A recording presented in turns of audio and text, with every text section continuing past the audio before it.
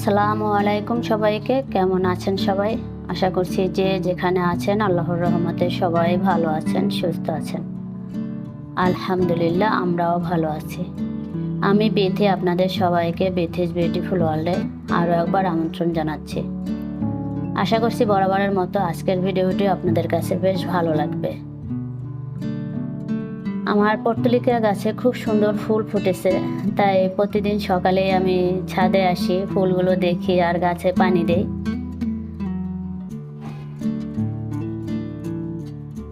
আমি গাছে পানি দিয়ে এখন রান্নাঘরে চলে আসলাম। আমাদের নাস্তা করা অলরেডি শেষ, এখন চা বানাবো। তো আমি যেভাবে চা বানাই সেই রেসিপিটা রুকাইয়া দেখতে চেয়েছে, তার জন্য আজকে আমি চায়ের রেসিপি শেয়ার করছি। আমি 2 কাপ পানি দিয়েছি। 1 কাপ চায়ের জন্য যদি আমি উঁচু করে নিয়েছি সেজন্য আমি 3 চা চামচ দিয়েছি, আর যদি উঁচু করে থেকে একটু কম উঁচু করে নিতাম তাহলে আমি 4 চা চামচ দিতাম, কারণ 1 কাপ চায়ের জন্য 2 চা চামচ দুধ দিতে হয়। দুধের ঘনত্ব দেখলেই কিন্তু বোঝা যায় যে চায়ে দুধের পরিমাণ ঠিক আছে কিনা। দুধের পরিমাণ আর চা পাতার কোয়ালিটি যদি ভালো হয় তাহলে চাও খেতে বেশি ভালো লাগে। আমি কিন্তু কোনো ব্র্যান্ডের চা পাতা এখানে ইউজ করছি না, এটা হচ্ছে শ্রীমঙ্গলের যে মার্কেটে যে লোকাল চা পাতা পাওয়া যায় সেই চা পাতাই। কিন্তু এই চা পাতার কোয়ালিটি এত ভালো যে অনেক ব্র্যান্ডের চা পাতার থেকে অনেক ভালো। আমি 2 চা চামচ চা পাতা দিয়ে দিলাম। আমি প্রায় 15 মিনিটের মতো চা জ্বালিয়ে নিয়েছি। চা পাতা দেওয়ার পর 15-20 মিনিট আমি চুলায় রেখে জাল কমিয়ে তারপরে আমি জাল করি। আর চিনির পরিমাণটাও আমি যেভাবে খেতে খাই আর কি সেভাবেই চিনির পরিমাণ দিয়েছি। চিনিও তো যে এক একজন এক এক রকমের খায়, কেউ একটু বেশি খায়, কেউ একটু কম খায়।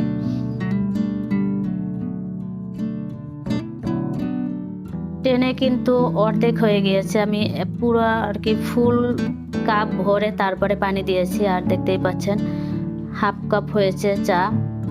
তো কতটা পানি টেনে গিয়েছে।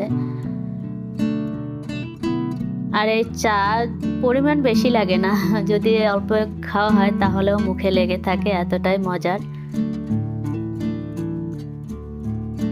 আমি চা খাওয়ার সাথে সাথে আবার দুপুরে রান্নাটা বসিয়ে দিয়েছি। আমি এই গরম পড়ার পর থেকে আমি একবারে দুপুরে রান্না করতে যাই না, সকাল সকালেই রান্নাটা সেরে ফেলি, কারণ সকালের দিকে একটু গরম কম লাগে। আর আমার রান্নাঘরের পানি এত পরিমাণ গরম থাকে যে ওইটা থেকে যদি ধোয়া পাল্লা করি তারপরে মাছ ধুই তাহলে একদম সিদ্ধ হয়ে যায়, এরকমের অবস্থা। আর সকালবেলা একটু পানিটাও গরম কম থাকে, তাই আমি সকালের দিকে রান্নাটা করি। কলের পানি যদি মনে করেন 10-15 মিনিট ফেলে দেয় তারপরে একটু ঠান্ডা পানি বের হয়, তো এত পানি অপচয় করা তো আসলে ঠিক না। আর সেটা একবার করা যায়, কিন্তু রান্না করতে গেলে তো বারবারই হাত ধুইতে হয়, তারপরে হাঁড়ি পাতিল একটা ধোয়া হয়, যেটার সাথে সাথে আমি ধুয়ে ফেলি। তো এতে করে কিন্তু বারবার পানি গরম হয়, আবার বারবার ফেলে দেওয়া সম্ভব না, তাই রান্নার কাজটা আমি সকালেই করে ফেলি। আমি একটু শর্টকাট প্রসেসে ইলিশ মাছ রান্না করলাম। আমি ভাজাভাজি করিনি, এতে মশলার ভিতরে একটু ভালোভাবে কষিয়ে নিয়েছি, তারপরে আজকে টমেটো দিয়ে দিলাম। নর্মালি আমি টমেটো দিয়ে ইলিশ মাছ রান্না করি না, আজকে একটু দিলাম, দেখি খেতে কেমন লাগে। তো খেতে কিন্তু মাশাআল্লাহ অনেক মজার হয়েছিল।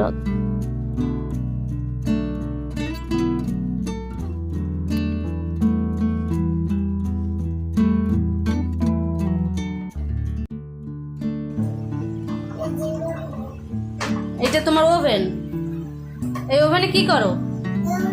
হ্যাঁ,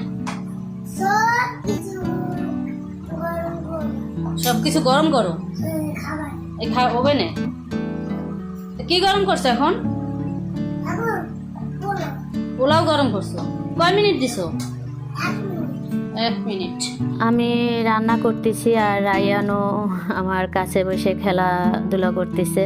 আমি যেখানে থাকবো রায়ানও সেখানে থাকবে। রুমের ভিতরে কিন্তু ফ্যান চলতেছে, তো ফ্যানের ভিতরে না বসে রান্নাঘরেই বসে গরমের ভিতরে খেলাধুলা করতেছে। সকাল সকাল কিন্তু আমি রান্নাটা করতেছি, তারপরও প্রচণ্ড রোদ উঠেছে।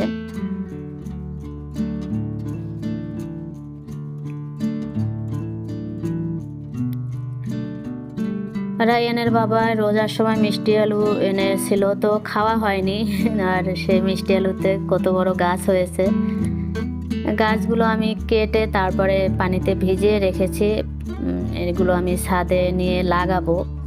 মিষ্টি আলুর যে শাক আছে সেটা কিন্তু মাছ দিয়ে খেতে ভালো লাগে, তো আমি দেখি ছাদে লাগিয়ে হয় কিনা। রান্না করতে করতে আপনাদেরকে একটু দেখিয়ে দিলাম। এখন পর্যন্ত যারা আমার ভিডিওটি দেখছেন কিন্তু একটি লাইক দিতে ভুলে গিয়েছেন, আমি রিকোয়েস্ট করছি প্লিজ আমার ভিডিওতে একটি লাইক দিয়ে দিবেন, কারণ আপনার একটি লাইক আমার ভিডিওটি আরও অনেকের কাছে পৌঁছে দিতে সাহায্য করবে। আর আপনি যদি আমার চ্যানেলে আজ নতুন হয়ে থাকেন, আমার ভিডিওটি যদি আপনার কাছে ভালো লেগে থাকে, তাহলে আমি রিকোয়েস্ট করছি আমার চ্যানেলটি সাবস্ক্রাইব করার জন্য। সেই সাথে পাশে থাকা বেল বাটনের অল অপশনটি প্রেস করে রাখবেন, তাহলে আমি ভিডিও দেওয়া মাত্রই আপনার কাছে নোটিফিকেশন চলে যাবে। আর চাইলেই আমার পরবর্তী ভিডিওটি দেখে নিতে পারবেন। যদি কাজটি অলরেডি করে থাকেন তাহলে আপনাকে অসংখ্য ধন্যবাদ। মাশাআল্লাহ, আমার রায়ান সোনা অনেক বড় হয়ে গিয়েছে। সে আমাকে কত সুন্দর কাজে হেল্প করছে। আমি টেবিলটা ক্লিন করার জন্য আসছি, তো কোনোভাবেই সে আমাকে কাজটা করতে দিবে না, সে নিজেই করবে।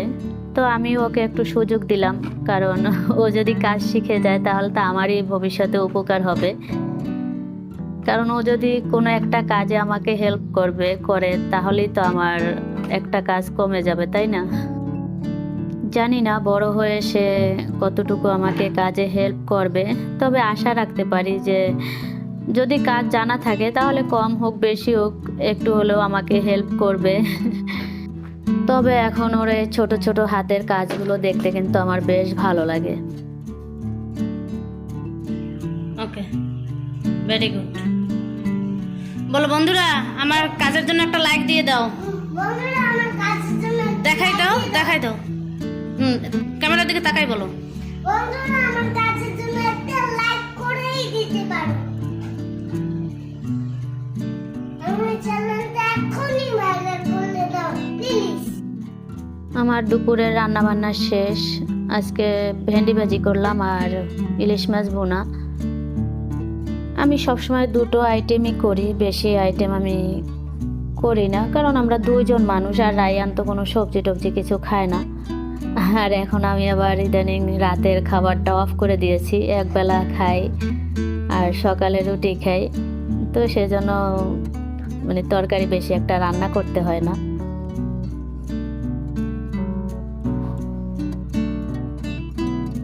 মাস তো প্রায় শেষ, তো ভাবলাম ফ্রিজটা একটু পরিষ্কার করি।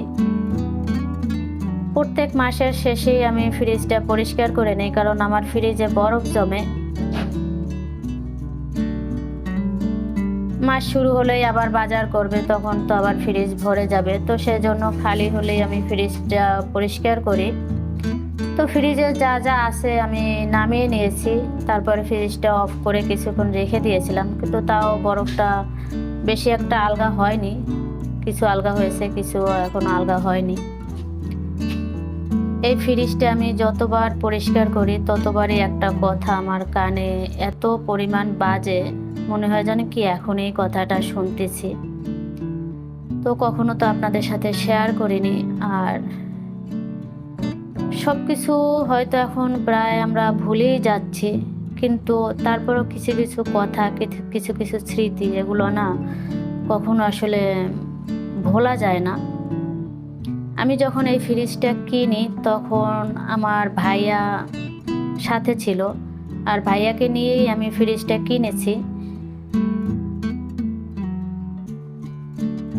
তো আমি না এই যে বরফ জমা ফ্রিজ আমি কিনতে চাইছিলাম না, আমি চেয়েছিলাম নন ফ্রস্ট ফ্রিজ কিনতে, কিন্তু তখন না, যেখান থেকে আমি ফ্রিজটা কিনেছি তখন সেখানে সে নন ফরস ছিল না। তো আমার ভাইয়া বলতেছিল যে তুই এইটা কেন। আমি কই না, আমি কিনবো না, এগুলো পরিষ্কার করা অনেক ঝামেলা, আর প্রত্যেক মাসেই পরিষ্কার করতে হবে, আমার এত সময় নেই। তখন ভাইয়া আমাকে বলেছিল যে তুই টেনশন করিস না, আমি প্রত্যেক মাসে গিয়ে তোর ফ্রিজ পরিষ্কার করে দিয়ে আসবো। আমি ছিলাম আমার ফ্যামিলির সব থেকে ছোট, আর আমার ভাইয়া সবার বড়। তো আমাকে খুব আদর করতো, খুব ভালোবাসতো। তো সেই ভালোবাসার জায়গা থেকেই বলেছে যে আমি গিয়ে পরিষ্কার করে দিয়ে আসবো। কিন্তু ভাইয়া আজ আমাদের মাঝে নেই। আমি এই ফ্রিজ যতবার পরিষ্কার করি ততবারই কিন্তু ভাইয়া মনে হয় কি আমার কানের কাছে বসে কথাগুলো বলতেছে। তো যতদিন এই ফ্রিজটা থাকবে, ভাইয়ার এই কথা আমার কানে বাজতেই থাকবে। তো আমি চাই আমার এই ফ্রিজটা আজীবন থাকুক, এই ফ্রিজটা যেন কখনো নষ্ট না হয়। আমার এই ফ্রিজটা দেখতে ছোট হলেও এতে কিন্তু অনেক জিনিসপত্র রাখা যায়, আমি অনেক কিছুই রাখি। শুধু প্রতি মাসে একবার বরফটা ফেলে দিতে হয়, এতটুকুই ঝামেলা আমার। তবে আমার ফ্রিজ পরিষ্কার করতে বেশি একটা সময় লাগে না, কারণ আমার ফ্রিজে তেমন গন্ধ থাকে না, তারপরে ময়লা থাকে না। শুধু ফ্রিজটা অফ করে বরফটা ফেলে দেই, তাহলেই আমার ফ্রিজ পরিষ্কার হয়ে যায়। আমি উপরে তাকে যে ফ্রোজেন কিছু আইটেম রেখেছি, কিছু আইটেম আমি ফ্রোজেন করে রাখি, সেগুলো আমি উপরে রেখে দেই। আর মাঝখানের তাকে আমি মাছ রাখি, আর নিচেরটায় মাংস রাখি। এভাবে করে আমি ফ্রিজটা গুছিয়ে রাখি, এতে করে আমার বের করতে সুবিধা হয়। সবার সুস্বাস্থ্য কামনা করে আজকের মতো ভিডিওটি এখানেই শেষ করছি। আল্লাহ হাফেজ, আসসালামু আলাইকুম।